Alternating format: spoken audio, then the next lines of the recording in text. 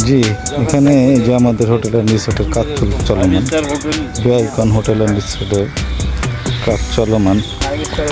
যে আমাদের সীমানা, এই যে সীমানা, এখান থেকে শুরু করে যেভাবে আজকে ভিজিটে চলে আসলাম ক্লায়েন্ট নিয়ে আমাদের বেআইকন হোটেল অ্যান্ড রিসোর্টের।